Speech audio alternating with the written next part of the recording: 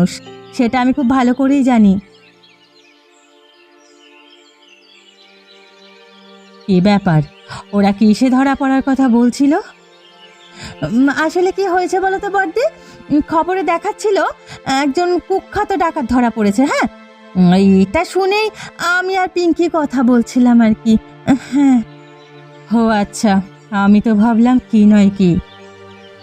তো তুমি হঠাৎ এখন আমার ঘরে? এমনিতে তো আসতে দেখি না। বাবা পাঠালো। আসলে বাবা বললেন যে তোদেরকে নিয়ে একটু কেনাকাটা করতে যেতে, তাই এলাম। বাবা, কিপ্টে বুড়োর আবার হলো কি? হঠাৎ করে কেনাকাটা করতে বলছে?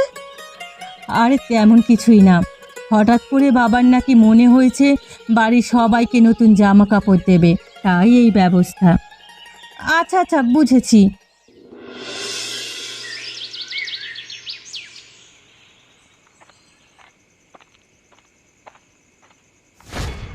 ও মা, মানুষটার আবার কি হলো?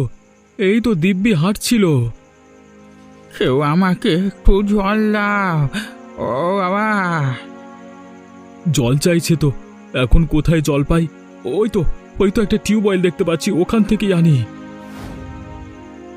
বাঁচাও, কেউ আমাকে বাঁচাও। এই নিন বাবু, এই নিন, এই জলটুকু মুখে দিন, ভালো লাগবে দেখুন। তা বাবা, তুমি কে? এইভাবে আমাকে বাঁচালে? তুমি না থাকলে তো আজকে এই রাস্তায় হয়তো মরে পড়ে থাকতাম। আমি ভজা, এই গ্রামেই আমার বাড়ি। আপনি যাচ্ছেন কোথায়?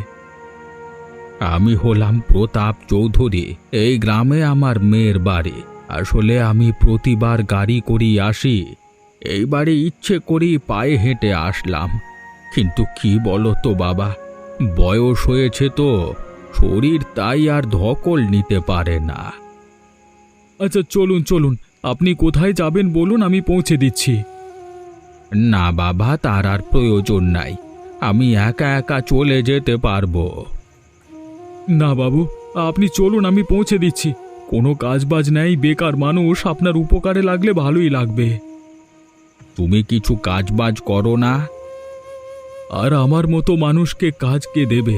ওই একটু ঠিকের কাজ হয়, কোনো মতে আমার আর আমার বউয়ের পেট চলে। আমি যদি কাজ দিই, কাজ করবে? আপনি আমাকে কাজ দেবেন বাবু? সত্যি বলছেন? তোমাকে আমার খুব ভালো লেগেছে।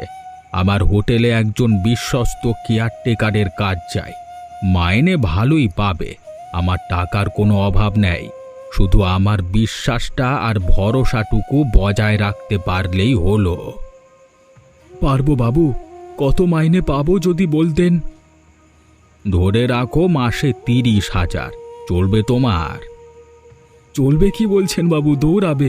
এখন বলুন, আপনাকে পৌঁছে দিয়ে আসি। হ্যাঁ চলো চলো, কালকে সকাল ঠিক 10টায় আমি যে ঠিকানা দিচ্ছি চলে এসো।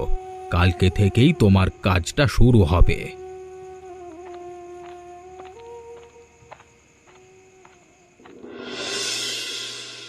কি গো, আজ তোমায় বেশ খুশি খুশি লাগছে? খুশি লাগবে না? কালকে যে মাইনেটা পেয়েছি, পাক্কা 30,000 টাকা। হ্যাঁ কি বলো গো, আমি বিশ্বাসই করতে পারছি না। সত্যি তুমি 30,000 টাকা মাইনে পেয়েছো? তবে আর বলছি কি রে, সেদিন যদি ওনার সাথে দেখা না হতো না, তাহলে আজ এই সুখের মুখ দেখতে পেতাম না। সত্যি গো, এতদিনের কষ্ট যেন সার্থক হয়েছে। কিছু টাকা দিয়ে ভাবছি আরো কিছু মুরগি কিনবো। যেগুলো ছিল সেগুলো তো বড় হয়েছে, আরো যদি কিছু ছোট ছোট মুরগি আনি, তাহলে তাদের দেখভাল করতে পারবো। বড় হলে ভালো দামে বিক্রি করে দেব। কি বলো? এ তো খুব ভালো কথা। চাকরির পাশাপাশি এটাও আমাদের একটা ভালো ব্যবসা হবে। তুই যদি পারিস, আমার কোনো অসুবিধা নেই। পারবো পারবো, বলছিলাম পাড়ার সবাই বলছিল তুমি চাকরি পেয়েছো তাই খাওয়াতে হবে। জানোই তো আমাদের প্রায় সবারই দিন আনি দিন খাই অবস্থা। চাকরির কথা শুনিয়ে সবাই বেশ খুশি হয়েছিল, তাই ভাবছিলাম এই প্রথম মাইনেটা দিয়ে যদি একটু পিকনিকের ব্যবস্থা করা যায়, সবাই খুশিও হবে, আমরাও খুশি হব। তা তো করাই যায়, শুধু পাড়া কেন, এই গ্রামের সবাইকেই আমি নেমন্তন্ন করব। এতজনের খাবার তুমি খাওয়াতে পারবে? আরে হ্যাঁ পারবো, কিছু না পারি মাংসের ঝোল ভাত দিয়ে তো খাওয়াতে পারবো। এত মাংস পাবো কোথায়? ঘরে যে মোরগগুলো আছে ওগুলো তো অনেক বড়ই হয়ে গেছে, আর বাকিটা আমার বন্ধু জগার দোকান থেকে নিয়ে নেব। জগাকে বলবো আমার বাড়িতে পিকনিকের জন্য মুরগি লাগবে, আর টাকাও আস্তে আস্তে দিয়ে দেবো, সমস্যা হবে না। তাহলে আমি সবাইকে গিয়ে নেমন্তন্ন করে আসবো। হ্যাঁ হ্যাঁ, তুই এক্ষুনি যা, সবাইকে নেমন্তন্ন করে আয়।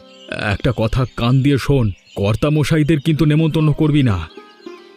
কেন কেন কেন? নিজেরা অন্যায় করে চুরি করে যারা আমাদের ছোট লোক বলে, সেই বড় লোকদের আমাদের পিকনিকে থাকবার কোনো প্রয়োজন নেই। আমার পিকনিকে কেবল তারাই থাকবে যারা আমাদের ভালোবাসে। বেশ ঠিক আছে, আমি তাহলে সবাইকে বলে আসছি কাল সন্ধেবেলা আমাদের বাড়িতে মাংসের ঝোলের পিকনিক, সবাই যেন আসে। হ্যাঁ হ্যাঁ নিশ্চয়ই, এক্ষুনি যা।